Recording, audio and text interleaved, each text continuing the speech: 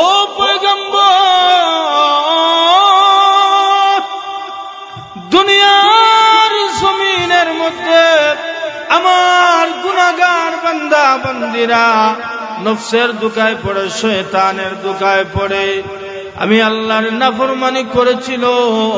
যখন আমি আল্লাহর কথা স্মরণ হয়েছে, আমি আমার জাহান্নামের কথা স্মরণ হয়েছে, আমার বান্দা বান্দিরা চোখের পানি ছেড়ে দিয়া 2 রাকাত নফল নামাজ পড়িয়া, তাহাজ্জুদের নামাজ পড়িয়া আমি ইন্নাল হামদালিল্লাহি জামিআ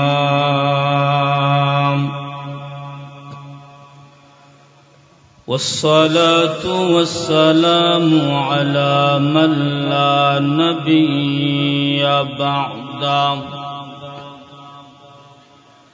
أما بعد فيا أيها الحاضرون الكرام رحمنا ورحمكم الله.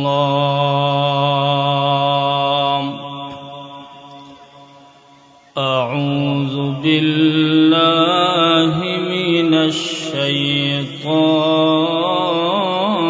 الرجيم.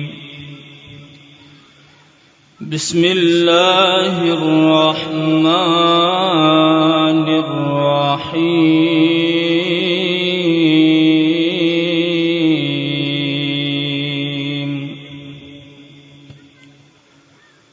واتقوا يوما ترجعون فيه إلى الله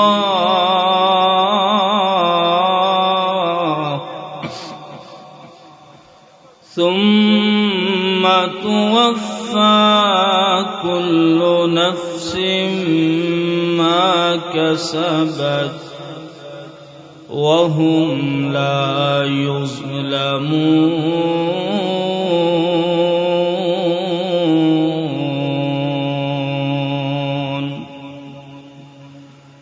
وقال الله تعالى في شان حبيبه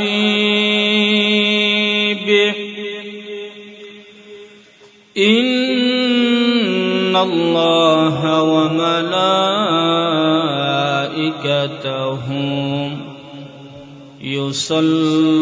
يصلون على النبي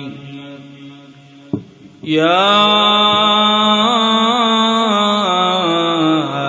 أيها الذين آمنوا صلوا عليه وسلموا تسليما. اللهم صل على سيدنا مولانا محمد وعلى آل سيدنا مولانا محمد. اللهم صل على سيدنا مولانا محمد وعلى آل سيدنا.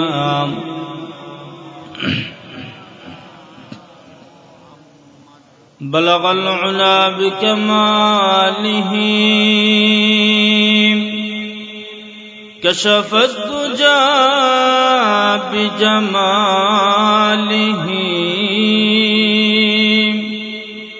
حسنت جميع خصاله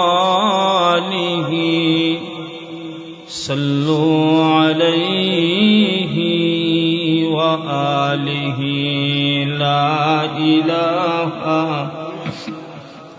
সবাই জবান করে সবাই জবান খুলে আল্লাহ তাআলাকে রাজি খুশি করার জন্য কিছু জিকির করেন। লা ইলাহা, জোরে লা ইলাহা ইল্লাল্লাহ, লা ইলাহা ইল্লাল্লাহ, লা ইলাহা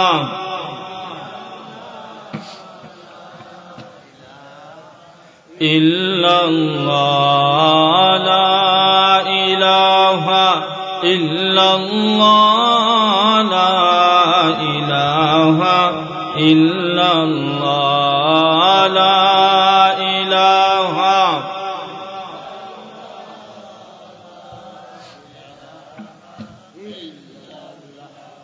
আল্লাহু আল্লাহ, আল্লাহু আল্লাহ, আল্লাহু আল্লাহ, আল্লাহু আল্লাহ, আল্লাহু আল্লাহ, আল্লাহু আল্লাহ, আল্লাহু আল্লাহ, আল্লাহু আল্লাহ, আল্লাহু আল্লাহ।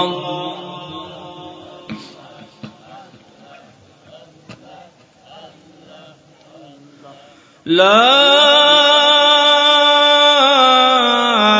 ইলাহা ইল্লাল্লাহ মুহাম্মাদুর রাসূলুল্লাহ সাল্লাল্লাহু আলাইহি ওয়াসাল্লাম।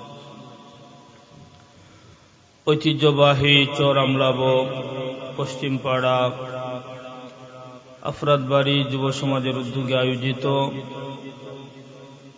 আজকের এই মাহফিলের সম্মানিত সভাপতি, প্রধান অতিথি সহ আমার সামনে উপবিষ্ট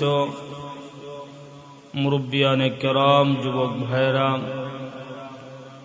বাড়িঘরে অবস্থানরত আমার শ্রদ্ধা সম্মানিত মা ও বোনেরা, মহান আল্লাহ সুবহানাহু ওয়া তাআলার দরবারে অসংখ্য অগণিত শুকর ও সুজুদ যে আল্লাহ রব্বুল আলামিন আপনাকে আমাকে মায়া করে, দয়া করে, ভালোবেসে দুনিয়ার হাজার হাজার মানুষ থেকে যাচাই বাছাই করে এই রহমতি বরকতি মাহফিলের মধ্যে আসার, বসার, কথা বলার, কথা শোনার তৌফিক দান করেছেন।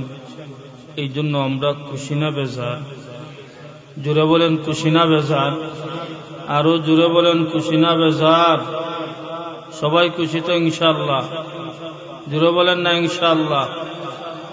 আমরা সবাই যেহেতু খুশি, সবাই জোরে সুরে অন্তরের অন্তঃস্থল থেকে মহান আল্লাহকে খুশি করার লক্ষ্যে একবার শুকর আদায় করি আলহামদুলিল্লাহ। রাসূল আকরাম সাল্লাল্লাহু আলাইহি ওয়াসাল্লাম বলেন, যদি আমার কোন উম্মত আল্লাহকে রাজি খুশি করার জন্য একবার সুবহানাল্লাহ পাঠ করে, তো আল্লাহ তাআলা জান্নাতের মধ্যে তার জন্য একটা গাছ তৈরি করে দেন, যেই গাছের ফল সে দুনিয়া থেকে মরণের পরে জান্নাতের মধ্যে গিয়ে ভক্ষণ করবে। সুবহানাল্লাহ। আমার ভাইয়েরা, আমি আপনাদের এলাকায় দীর্ঘদিন ছিলাম। আমার ডানে বামে পিছনে সামনে সবার মুখ আমার পরিচিত না? সবাই আমাকে মায়া করেছেন, মোহাব্বত করেছেন বিদায় সেই টানে মাঝে মাঝে আসে আপনাদের এলাকায়। মোহাব্বত যদি না করতেন আসতাম কখনো? চেয়ারম্যান সাহেব গীতা কই? চেয়ারম্যান সাহেব কিন্তু আমার খুব মায়া করছেন, আরো সবাই মায়া করছেন। তো যাই হোক, আমি আপনাদের খেদমতে পবিত্র কুরআনুল কারীম থেকে সূরাতুল বাকারার 51 আয়াতে কারিমা তেলাওয়াত করেছি। এই আয়াতকে সামনে রেখে কিছু আলোচনা করব। আল্লাহ রাব্বুল আলামিন যেন আমাদের সবাইকে আলোচনাগুলো মনোযোগ শোনার, বুঝার, মানার, আমল করার তৌফিক দান করেন। সবাই পড়ি আমিন। আল্লাহ রাব্বুল আলামিন এই পৃথিবীর বুকের মধ্যে আদম পয়গম্বর থেকে নিয়ে কিয়ামত পর্যন্ত যত মানুষ আল্লাহ দুনিয়াতে পাঠাইছেন এবং পাঠাইবেন, সমস্ত মানুষকে এই দুনিয়া থেকে চলে যেতে হবে, এর মধ্যে কোনো সন্দেহ আছে? কথা বলেন, সন্দেহ আছে? কোন দেশের বাদশা কি এখন পর্যন্ত জীবিত আছে? ফেরাউন জীবিত আছে, নমরুদ, আবু জাহেল, উতবা, সাইবা, দুনিয়ার বড় বড় ক্ষমতাধর যারা আছে, কেউ দুনিয়াতে বেঁচে থাকে না। দুনিয়াতে আল্লাহ আমাদেরকে পাঠাইছেন, আবার চলে যেতে হবে, এর মধ্যে কোন রকম সন্দেহ? আপনি আমি চলে যাব, কোথায় যাব? আমাদের প্রথম ঘাঁটি কি?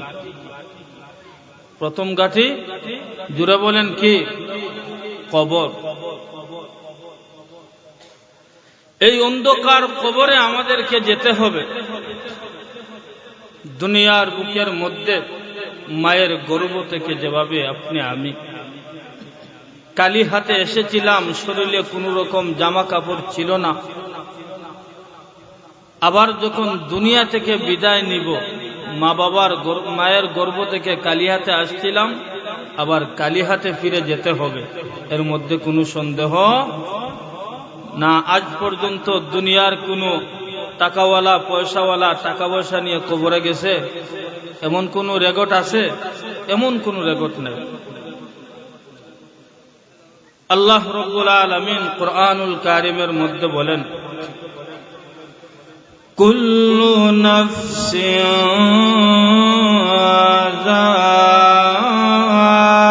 যায়িকাতুল মাউত।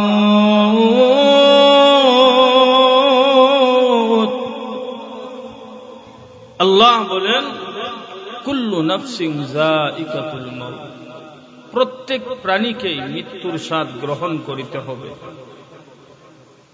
প্রত্যেক মানুষকেই, প্রত্যেক প্রাণীকেই মৃত্যু বরণ করতে হবে, এর মধ্যে কোন রকম সন্দেহ? আপনি আমি কবরে যাব। আল্লাহ রাব্বুল আলামিন কুরআনুল কারীমের মধ্যে বলেন, ইয়া আইয়ুহাল্লাযীনা আমানু তাকুল্লাহ।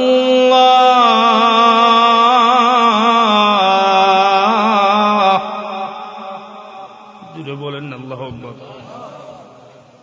আমরার আওয়াজ যত শক্ত হবে ততই ইসলাম বিদ্বেষীরা ইসলাম সম্পর্কে কটূক্তি করতে ভয় পাবে। কথা বলেন ঠিক কিনা? মুসলমানদের আওয়াজ যত বেশি হবে, মুসলমানদের সুবহানাল্লাহ আলহামদুলিল্লাহ নারায়ে তাকবীরের আওয়াজ যত শক্তিশালী হবে, এদেশের মধ্যে কোনো নাস্তিক, কোনো কুলাঙ্গার ইসলামকে নিয়ে কটূক্তি করার সাহস পাবে না। কথা বলেন ঠিক কিনা? আরো জোরে বলেন ঠিক কিনা? ও মুসলমান, আমরা এমন এক দেশে জন্মগ্রহণ করেছি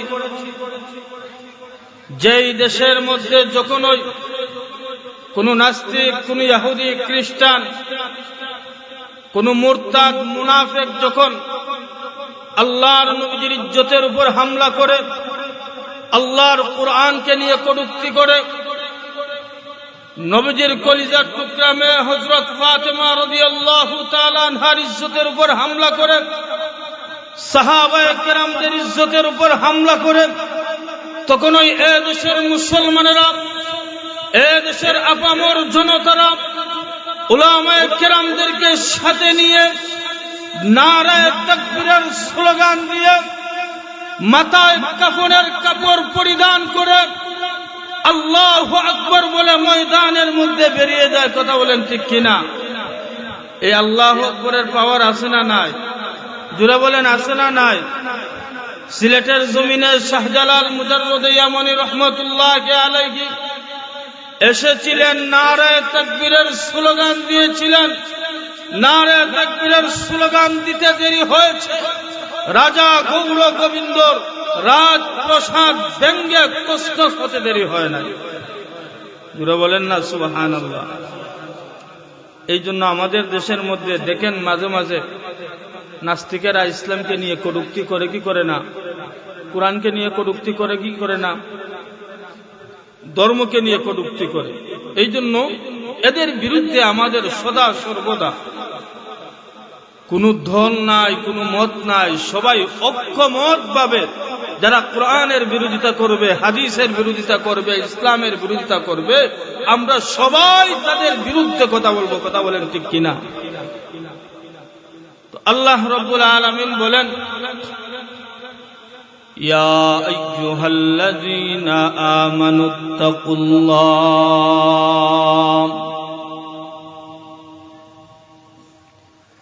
আল্লাহ রাব্বুল আলামিন বলেন, হে ঈমানদারেরা, ইত্তাকুল্লাহ, আমি আল্লাহকে ভয় করো। ওয়াল তানজুর নাফসুম মা কদ্দামাত লিগাদিন ওয়াত্তাকুল্লাহ।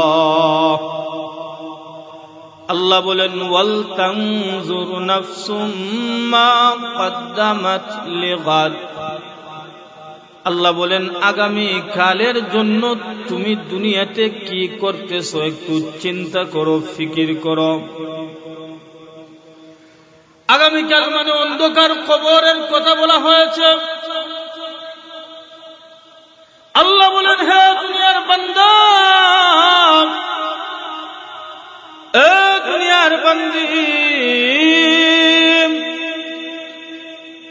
দুনিয়াতে তো তুমি ঠিকঠাক মতো চলাফেরা করতেছো, দুনিয়া নিয়ে ফিকির করতেছো, দুনিয়া নিয়ে টেনশন করতেছো। আগামীকাল অন্ধকার কবর নিয়ে একটু চিন্তা করো, ফিকির করো।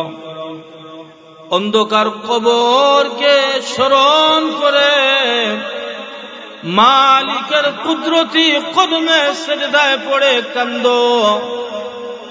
দুনিয়ার বুকের মধ্যে যা কিছুই করো না কেন, নেক আমল ছাড়া যদি অন্ধকার কবরে কেউ যায়, তার অবস্থা হবে ভয়াবহ। কথা বলেন ঠিক কিনা? দুনিয়াতে যদি নেক আমল না করতে পারে, ভালো কাজ না করতে পারে, ওই মানুষটা যখন মারা যাবে, মারা যাওয়ার পর দুনিয়ার নিয়ম অনুযায়ী যখন তাকে কবরের মধ্যে রাখা হবে, আল্লাহর পক্ষ থেকে একদল ফেরেশতারা আসবে, ঈশা বলবে, হে আল্লাহর বান্দা, মার রব্বুকা, তোমার রবকে, ওমা দীনুকা, তোমার দিন কি, তোমার ধর্ম কি, ওমান নবিয়্যুকা, তোমার নবীকে। তিনটা প্রশ্ন করবে। যদি ওই বান্দাটা আল্লাহর নেককার বান্দা হয়, দুনিয়াতে যদি ওই বান্দা নামাজ পড়ে, দুনিয়াতে যদি ওই বান্দা ভালো কাজ করে, দুনিয়াতে যদি ওই বান্দার সম্পর্ক মসজিদ মাদ্রাসার সাথে হয়, দুনিয়াতে যদি ওই বান্দার সম্পর্ক দ্বীনি কাজের সাথে হয়, তখন আল্লাহর রহমতে ফেরেশতাদের দেওয়া প্রশ্ন আল্লাহর রহমতে আল্লাহর বান্দা অটোমেটিকলি বলে দিবে। প্রশ্নের উত্তর আল্লাহর বান্দা আল্লাহর রহমতে মুনকার নাকিরের সওয়ালের জবাব দিয়ে দিবে। সুবহানাল্লাহ। ঠিক তদ্রূপ ভাবে আল্লাহর কোন নাফরমান বান্দার যখন দুনিয়াতে ইন্তেকাল হয়ে যায়, ওই বান্দাকে যখন কবরের মধ্যে রাখা হয়,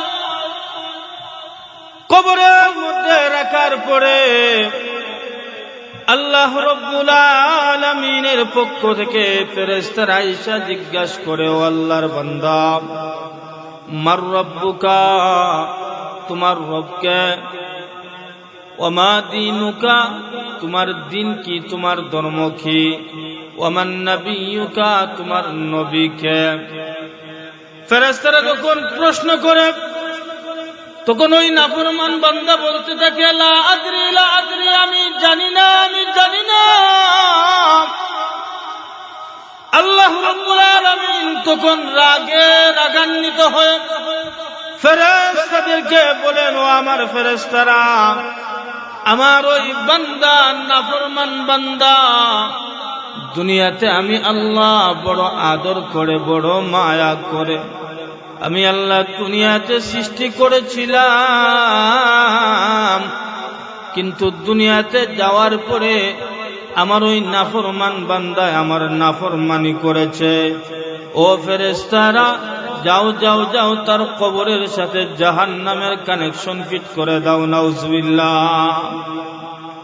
তো ওই কবর থেকে এক সময় এই পৃথিবীর সব কিছু ধ্বংস হয়ে যাবে। আমার যে মূল বিষয়টা দেওয়া হয়েছে, পৃথিবীর সব কিছু ধ্বংস হয়ে যাবে। এই দুনিয়ার বুকের মধ্যেই হাসরের ময়দান কায়েম হবে। দুনিয়ার বুকের মধ্যেই কি কায়েম হবে? হাসরের ময়দান কায়েম হবে। ওই হাসরের মাঠে আমাদের সবাইকে যেতে হবে কি হবে না? কথা বলেন, হবে কি হবে না? আরো জোরে বলেন, হবে কি হবে না? সবাইকে ওই হাসরের ময়দানে যেতে হবে। সেই কথাই আল্লাহ রাব্বুল আলামিন আমার তেলাওয়াতকৃত আয়াতে কারিমার মধ্যে বলেছেন। আল্লাহ রাব্বুল আলামিন বলেন, ওয়াত্তাকু ইয়াওমা তুরজাউনা ফীহি ইলাল্লাহ সুম্মা তুওয়াফফা কুল্লু নাফসিম মা কাসাবাত وهم لا يظلمون।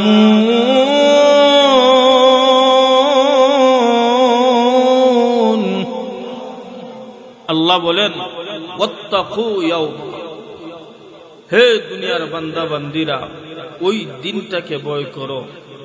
তুরজাউনা ফীহি ইলাল্লাহ, যেই দিন তোমরা সবাই আমি আল্লাহর কাছে ফিরে আসতে হবে। সুম্মা তুওয়াফফা কুল্লু নাফসিম মা কাসাবাত, দুনিয়ার জমিনে তোমরা যা কিছু করেছো সব কিছুর হিসাব হাসরের ময়দানে দিতে হবে। এই দুনিয়ার জমিনে আপনি আমি যা কিছু করি না কেন, সব কিছুর হিসাব আল্লাহর কাছে দেওয়া লাগবে কি লাগবে না? কথা বলেন, লাগবে কি লাগবে না? আল্লাহর কাছে দেওয়া লাগবে। সেই কথাটাই আল্লাহ বলেন, ওয়াত্তাকু ইয়াওমান তুরজাউনা ফীহি ইলাল্লাহ। আল্লাহ বলেন, এই দুনিয়ার বান্দা বান্দিরা, ওই দিনটাকে ভয় করো যেই দিন তোমরা সবাই আমি আল্লাহর কাছে ফিরে আসতে হবে। দুনিয়ার সবাই, ধনী গরিব হিন্দু বৌদ্ধ, সবাই আল্লাহর কাছে ফিরে যেতে হবে। আল্লাহ বলেন, ওই দিনটাকে ভয় করো যেই দিন তোমরা সবাই আমি আল্লাহর কাছে ফিরে আসতে হবে। এর মধ্যে কোনো সন্দেহ নাই, এর মধ্যে কোনো ঝামেলা নাই। আল্লাহ রাব্বুল আলামিন বলেন, ও দুনিয়ার বান্দা বান্দিরা, ওই দিনটা কেমন হবে গো? ওই দিনটার অবস্থা কেমন হবে? আপনি আমার নবী সরকার দু আলম নবী মুহাম্মদুর রাসূলুল্লাহ সাল্লাল্লাহু আলাইহি ওয়াসাল্লাম বলেন, ওই হাসরের কঠিন ময়দান এমন এক ময়দান হবে গো, মানুষের মাথার আঘাত উপরে সূর্য থাকবে। দুনিয়ার জমিনে আপনি আমার মাথার অনেক উপরে সূর্য, তারপরেও সূর্যের তাপ আপনি আমার সহ্য হয় না। কথা বলেন ঠিক কিনা? দুনিয়ার জমিনে আপনি আমার মাথার অনেক উপরে সূর্য, তারপরেও সূর্যের তাপ আমাদের বরদাস্ত হয় না। আমাদের পাখা লাগে, এসি লাগে, এয়ার কন্ডিশন লাগে। আল্লাহর নবী বলেন, হে আমার উম্মতের দলেরা, হাসরের কঠিন ময়দানে মানুষের মাথার আঘাত উপরে সূর্য থাকবে, পায়ের নিচে কোনো মাটি থাকবে না, পায়ের নিচে তামা থাকবে। তামার একটা স্বভাব হলো, তামার এক সাইডে যদি গরম করা হয় সাথে সাথে অপর সাইডেও গরম হয়ে যায়। আল্লাহর নবী বলেন, হে আমার উম্মতের দল, ওই হাসরের কঠিন ময়দানে সূর্য যখন মাথার আঘাত উপরে থাকবে, পায়ের নিচে যখন মাটি থাকবে না, তামা থাকবে, ওই সূর্যের তাপে মানুষদের অবস্থা এমন ভয়ানক অবস্থা হবে গো। আল্লাহর নবী বলেন, মানুষের জিহ্বাটা কুকুরের জিহ্বার মতো হয়ে যাবে। কারো জিহ্বা তুতার মধ্যে চলে আসবে, কারো জিহ্বা গলার মধ্যে চলে আসবে, কারো জিহ্বা বুকের মধ্যে চলে আসবে, কারো জিহ্বা আঁটুর নিচে চলে যাবে। আল্লাহর নবী বলেন, ওই হাসরের কঠিন ময়দানে এমন এক অবস্থা হবে, মানুষের শরীরের মধ্যে কোনো জামা কাপড় থাকবে না, সবাই উলঙ্গ থাকবে। সবাই কি থাকবে? উলঙ্গ থাকবে। মানুষের শরীরে কোন রকম জামা কাপড় থাকবে না। আপনার নবী এই কথা বলার পর হযরত আয়েশা সিদ্দিকা রাদিয়াল্লাহু তাআলা আনহা আল্লাহর নবীকে জিজ্ঞাসা করে, ইয়া রাসূলুল্লাহ, ইয়া হাবিবাল্লাহ, ওগো আল্লাহর নবী, ওই হাসরের কঠিন ময়দানে মানুষের শরীরে যদি জামা কাপড় না থাকে গো, তাহলে কি আমাদের শরম লাগবে না, লজ্জা লাগবে না? একজন মানুষ তো আরেকজন মানুষের লজ্জাস্থানের দিকে তাকাবে, আমাদের তো শরম লাগবে, আমাদের তো লজ্জা লাগবে।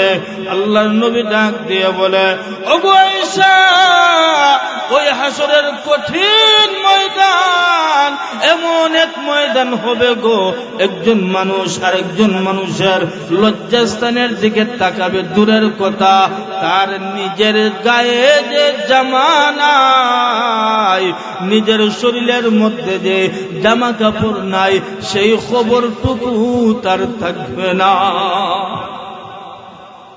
এমন একটা অবস্থা হবে, সূর্য মাথার আঘাত করে মানুষের শরীরে কোন রকম জামা কাপড় থাকবে না। সবাই ইয়া নফসি, ইয়া নফসি বলে চিৎকার দিবে, আল্লাহর কাছে কাঁদবে। নবী রাসূলগণ পর্যন্ত আল্লাহর কাছে কাঁদবে, আল্লাহ আমাদেরকে বাঁচাও, আল্লাহ আমাদেরকে বাঁচাও। ওই হাসরের কঠিন ময়দানে জাহান্নামকেও নিয়ে আসা হবে। আশরাফ আলী তানভী রহমতুল্লাহি আলাইহি ওনার কিতাবের মধ্যে লিখেছেন, জাহান্নামের নাকের মধ্যে ৭০,০০০ শিকল লাগানো হবে। কয় হাজার? ৭০,০০০ শিকল লাগানো হবে। ৭০,০০০ শিকল লাগাইয়া এক একটা শিকলের মধ্যে আবার ৭০,০০০ ফেরেশতারা ধরে রাখবে। জাহান্নাম আল্লাহর দরবারে আবদার করবে, আল্লাহ ও মালিক, আমি জাহান্নামের পেটে বড় খিদে গো, দুনিয়াতে যারা আপনার নাফরমানি করেছে, দুনিয়াতে যারা আপনার কথা শুনে নাই গো আল্লাহ, দুনিয়াতে যারা আপনার দিন মানে নাই, আপনার কোরআন মানে নাই, আল্লাহ তাদেরকে দাও, আমি জাহান্নাম তাদেরকে খেয়ে আমার পেটের খিদা নিবারণ করব। জাহান্নাম আল্লাহর কাছে আবদার করবে, আর বারবার জাহান্নাম সামনের দিকে অগ্রসর হতে থাকবে। সামনের দিকে অগ্রসর হওয়ার জন্য হাসকা মারবে। ফেরেশতারা জাহান্নামের শিকলের মধ্যে ধরে রাখছে, জাহান্নাম সামনের দিকে অগ্রসর হইতে পারে না। ওই হাসরের কঠিন ময়দানে জাহান্নামের এই অবস্থা দেখা সমস্ত মানুষেরা পাগল পাড়া হয়ে যাবে। সবাই বলবে, ইয়া নফসি, ইয়া নফসি, আমাকে বাঁচাও, আমাকে বাঁচাও, জাহান্নামের হাত থেকে আমাকে বাঁচাও। হাসরের কঠিন ময়দানের মানুষেরা পয়গম্বর ইব্রাহিম নবীর কাছে যাবে, ইব্রাহিম পয়গম্বরের কাছে গিয়ে বলবে, ওগো পয়গম্বর, আপনি না আমাদের বাবা, আপনি না আমাদের বাবা। আজকে হাসরের কঠিন ময়দানে জাহান্নাম আমাদের দিকে চলে আসতেছে, আমাদেরকে ধ্বংস করে ফেলবে। কে ফেলবে? ও আদম পয়গম্বর, ওই জাহান্নামের হাত থেকে আমাদেরকে রক্ষা করো। আদম পয়গম্বর ডাক দিয়ে বলবে, ও আমার সন্তানেরা, আজকে হাসরের কঠিন ময়দানে আমার কোনো পাওয়ার নাই। যা পাওয়ার ছিল আমি দুনিয়াতে আল্লাহর কাছে করে ফেলেছি, আমার কোনো পাওয়ার নাই, আমি তোমাদেরকে কিছু করতে পারবো না। তোমরা অন্য নবীর কাছে যাও। মুসা পয়গম্বরের কাছে যাওয়া হবে, মুসা পয়গম্বর তারাই দিবেন, আমি পারবো না। হযরত নূহ পয়গম্বরের কাছে যাবে, নূহ পয়গম্বর তারাই দিবে। এইভাবে একে একে সব পয়গম্বরের কাছে যাবে। শেষ পর্যন্ত আপনি আমার নবী, দয়াল নবী, রহমতের নবী মুহাম্মদুর রাসূলুল্লাহ দরবারে আসবে। সুবহানাল্লাহ। ওই যে বলছিলাম, ফেরেশতারা জাহান্নামকে শক্ত করে ধরে রাখছে। এক পর্যায়ে জাহান্নাম এমন জোরে হেঁচকা মারবে, ফেরেশতাদের হাত থেকে জাহান্নাম ছুটে সামনের দিকে অগ্রসর হয়ে যাবে। ওই হাসরের কঠিন ময়দানে জাহান্নাম যখন সামনের দিকে অগ্রসর হয়ে যাবে, আপনি আমার নবী, রহমতের নবী, সরকারে দু আলম নবী মাকামে মাহমুদের মধ্যে সেজদায় পড়ে আল্লাহর দরবারে আর আল্লাহকে ডেকে ডেকে বলবে, আল্লাহ, জাহান্নাম তো আমার উম্মতদেরকে ধ্বংস করার জন্য আসতেছে গো আল্লাহ। আয় আল্লাহ, জাহান্নাম আমার উম্মতদেরকে কে ফেলবে? আল্লাহ গো, জাহান্নামের হাত থেকে, জাহান্নাম থেকে আমার উম্মতদেরকে বাঁচাও। ওগো আল্লাহ, আমার একটা উম্মত যদি জাহান্নামে যায়, আমি নবী জান্নাতের মধ্যে যাব না। সুবহানাল্লাহ বলবেন না? জোরে বলেন না সুবহানাল্লাহ।